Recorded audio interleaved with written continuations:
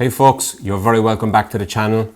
Finally it's here, the GoPro HERO 10 Black, and I'm going to take a look at it with you right now.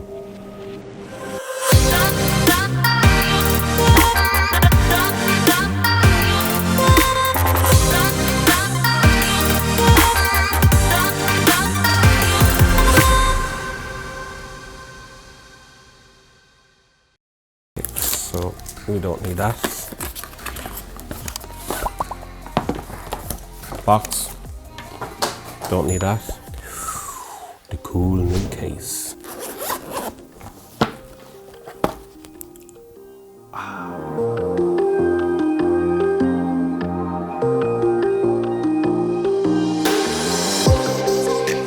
And yes, here she is, the GoPro HERO 10. I have to say straight out of the box, very impressed with this.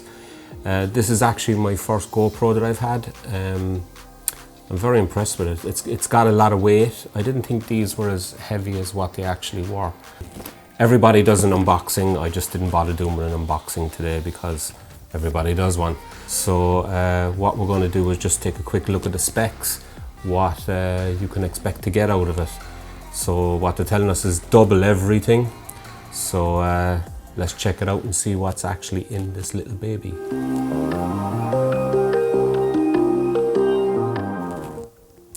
Okay, so first off, what we're actually looking at is this can take 23 meg photos, which is quite impressive. So I'm not sure how good of a quality those are going to be, but if they're 23 meg, then surely they've got to be pretty good. So what are we looking at? So we're looking at 23 megs photos. We're looking at 5.3K, 60 frames per second. We got 4K, 120.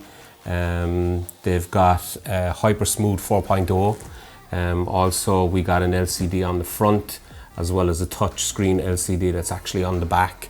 Your batteries, I believe they're the same as the HERO Black 9. Now I haven't used, as I said, any GoPros before myself, but it's an identical body as the HERO 9.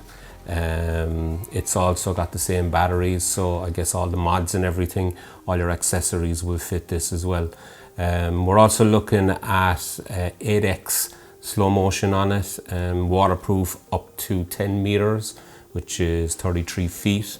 Now it's got the GP2 processor that's actually in it, so that's what's allowing it to make everything faster, with double the speeds in the frame rates and stuff like that. It's also got voice control, and it does live streaming at 1080p. So that's quite impressive for such a small package. Now, one of the reasons why I actually got this, well, two of the reasons why I got it. Number one is for that slow motion, that buttery, smooth slow motion that's in it. Also the fact that if I take it out and about, it's completely waterproof. So like I said, you can take it down to 33 feet in water. So on rainy days and stuff like that, it's going to be fine. So we won't have a problem with that. It's like I say, we're looking at 4K at 120, and we're looking at 5.3 at 60 frames per second.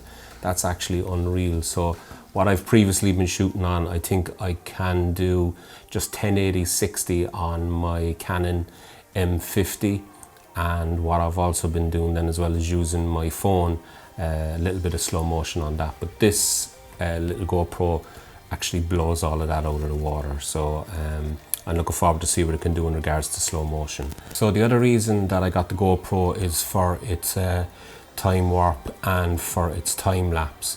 Time warp is basically GoPro's version of a hyperlapse. So a time lapse is when you're in a fixed position, we say you know, on a beach or something like that, and you're catching the sunset. So it's pretty much a fixed position. And the time warp then, or time lapse, is when you're moving with it. So if you're walking through a crowd or walking down the street and you capture it in the same, basically you're capturing the motion as you move yourself. So very interested to see what I can do in regards to that, and I'm told even though there's questions about the low light capabilities of this, it's going to be interesting to see what the GoPro can do for nighttime lapses. So I'm interested in seeing what it can do going from day into night and full nighttime lapses as well. But basically those are the two reasons why I wanted to see if I could add a GoPro to some of the tools that I use for capturing video and also for captions for some photography. So one of the questions and one of the things in the comments that I'm seeing in regards to the GoPro HERO 10 is a little bit of overheating. Now I've seen some of the reviews from the guys that basically got a hold of it 2 weeks ago, all the top vloggers that are out there, your Peter McKinnons and stuff like that. And a few people have reported that it overheats after about 20 minutes. So when I picked this up this morning, I just basically wanted to do some quick test footage in regards to that, seeing as how that's what I'm going to be using it the most for, is time lapses and time warps. And I did a little bit of a video just driving up here from Kerry today, and I guess it was on for well over 20 minutes and I didn't notice any heating. Seemed to be fine. So I don't know, let's just see what happens in the future. Hopefully that is just a firmware update, and we'll see how that'll go, but hopefully not too many problems. So stay tuned over the next few days and the next few weeks. I'm going to be testing this out to see what the true capabilities are of this. I'm going to see how well it performs for time lapses. I want to see what the slow motion is like. So I'm going to do some comparisons as well with the old way that I used to do things and now the new way that I used to do things. So to make sure that you're being kept up to date with all the videos that's coming, make sure that you like, share and subscribe. And anything to do with the GoPro HERO 10 Black over the next coming weeks, you're going to get it here first, okay? So make sure you hit that notification bell and make sure you also subscribe.